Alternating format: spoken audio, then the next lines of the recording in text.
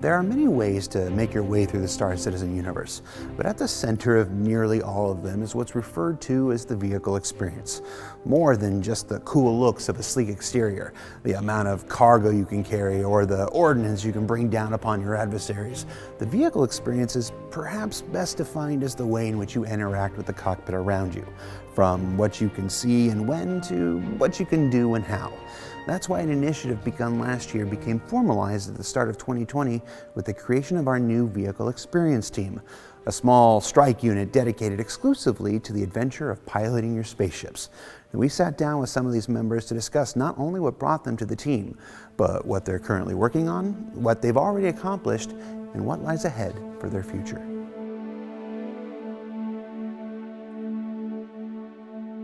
It was back in kind of July. I was working on building the ships with the system design team. We were starting to look at the ships overall and look at the experience that players felt with the ships, and we just felt it wasn't coming together as well as we wanted it to. And I'm very passionate about vehicles in general, so I was asked if we wanted to kind of form a team to improve the vehicle experience. We started with myself working on the drone crew. We picked people that are already kind of responsible for some of these aspects of the game, or people that had worked on vehicles, but also people that wanted to do this as well. So we ended up picking Johnny Young.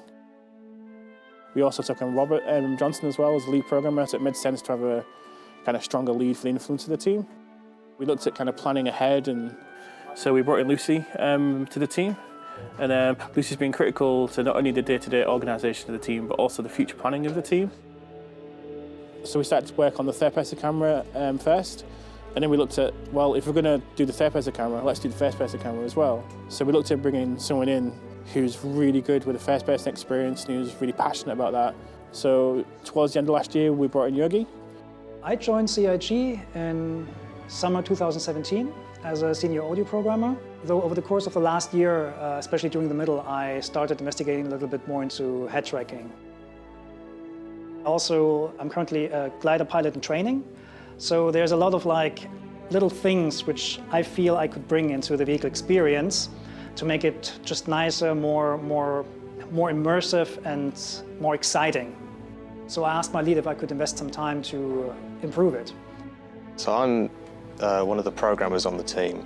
Before joining Vehicle Experience Team, I was part of Vehicle Feature Team, and this is sort of an offshoot of Vehicle Feature Team in that this is more based on improving the experience of your flight as it is, and that is to effectively implement decisions that Rich makes and other designers make.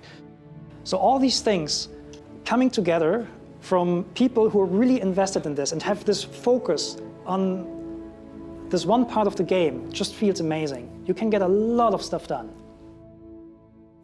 So as a team, we started working just kind of looking at the game and going, actually, what can we improve within the game now? But then we started to think, actually, we can improve some really core aspects of the game, but we need some time to do that. I played flight simulations pretty much since I was a child, and one of the most important things you can do in flight simulations is to look around in your cockpit, right? It gives you a really good feeling of getting immersed into that thing. And the natural contact point with that is head tracking. So we had two options. We've got the option where you kind of look where you're turning, or you look where the ship's traveling, and there's two different things. So we developed the first-person camera to support those features and also give the players the freedom to tune the camera either way of how they wanted it to feel. So all these things lead to improving what we call the look-ahead mode now. What pilots actually do is just like car drivers, right? When they turn, they don't look straight ahead. They look into the turn, or they lean into the turn. Also, as a pilot, you fly, right? And then you bank or you roll into your turn. What you actually do is you make tiny adjustments with your head, right? Because as humans, we want to have our head aligned with the ground, and so this is something that pilots do really often. They go into the turn, but they leave their head straight.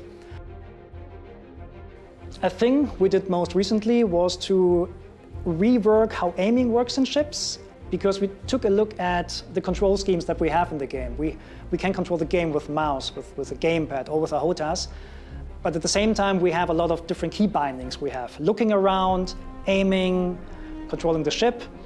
So there's a lot for players to learn, and it's a lot to unpack as well. And on this note, we actually noticed that we actually don't need all of it.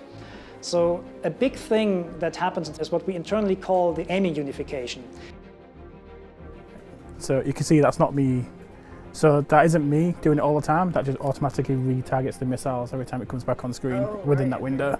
The main takeaway for that is that head-tracking players will be able to gimbal their weapons again. So when they go into the manual or free mode, as we call it now, they can just go somewhere, look to the left, have their weapons gimbal there, fire, and then they can look back and the weapons will follow again. Another thing we added in this regard is that we give the user options for how big the dead zone, for example, for mouse users is, or how big the range of the aiming reticle or the VJoy is on the screen. So these are just a couple of things which we're improving. They're not big things, but they're things that make the game just feel nicer. I think success for Vehicle Experience team this year will be one or two features that currently exist in the game polished up to a good standard and into a good place in the game. One of the big pillars for the Vehicle Experience team is space combat, because ship balancing and weapon balancing and flight balancing itself is pretty much owned by the Vehicle Experience team. And what we want to do in the future is not just make dogfighting or fighting or space combat better, but have a really structured approach and very clear designs, how things should be and why they should be. And so a lot of things, especially regarding vehicle gameplay and space combat, is going to happen in the course of 2020. And I'm really excited to see the results at the end of the year.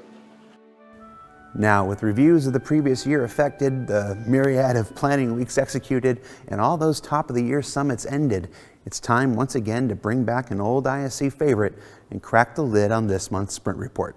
Let's get to it.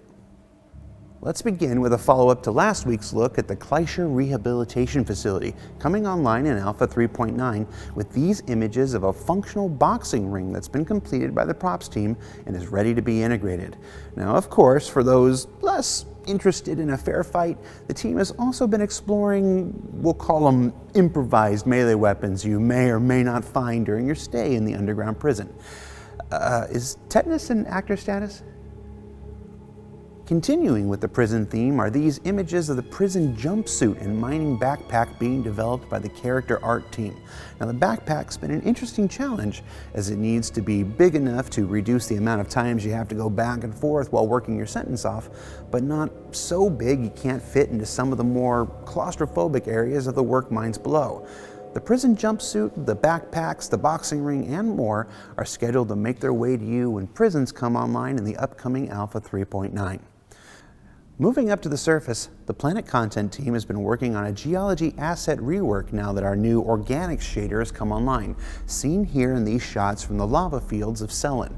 Now, more than just reworking some of the older assets so they look better, the new organics shader allows for additional layers and masks with multiple colors, the blending of up to 4 different textures, and overall just providing a level of greater resolution and detail. Each asset like this can now get a uniquely generated blend mask based on things like curvature, and it's just one more way the graphics and Planet Content team continue to innovate and iterate on what's come before. Also from the PCT are new harvestables like these mushrooms called the Heart of the Woods for Microtech's Boreal Forest Tundra biomes. Boreal Forest Tundra, just say the unfrozen parts. I'm not trying to be Captain Planet here. Moving along to the VFX team, they find themselves in a world of look dev as they explore the earliest potentials for a number of upcoming visual features like these decorative holograms for the upcoming new Babbage landing zone. Potential visual cues for mining consumables that aim to allow players to buff or debuff various aspects of the ship mining experience, and we'll learn more about those in the coming weeks. And this exploration of new re-entry effects based on signed distance fields. Now, these are all very early explorations of both the visual effects the VFX team is working on and our new SDF tech from our technical artists and engineers. So these won't make their way to you this quarter, but if I know everyone involved, when it does, it'll look even cooler than it does now in these early explorations.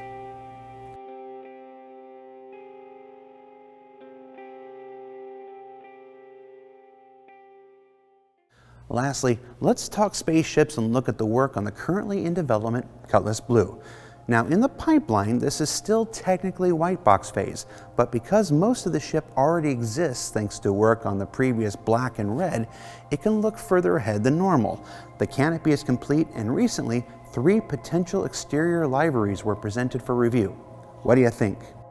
White box work has also begun on prison pod options as well. Cozy.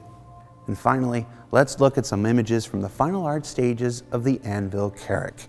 Now, these images represent both work on several of the rooms you didn't see at CitizenCon, as well as aspects you may have seen before that simply needed additional polish before they could be released.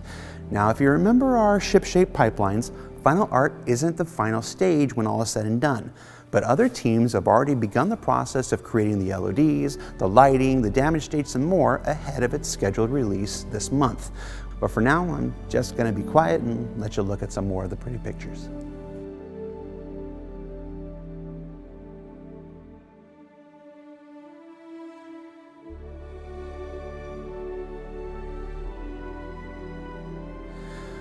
Okay, I know I said finally with the Carrick, but can we do one more?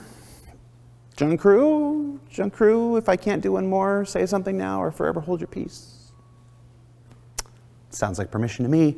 So let's go ahead and take a look at the very early white box layouts for the Crusader Industries Hercules Starlifter, currently in development. Now, as said before, the white box phase is all about design validation, where everything is set to metric and problems with the exterior and interior layouts can be discovered before art teams progress too far into gray box phase. This is where things like landing gear have to be figured out if the tech has changed a bit since concept. Cargo bays get scaled to fit intended payloads with the best information we have available at the time. And overall interiors get adjusted to metric and the ever-evolving dynamics of game development. Suffice to say, it'll still be a while before you see this massive ship like the Hercules Starlifter in game, but we couldn't resist sharing a first look at the early white box, could we?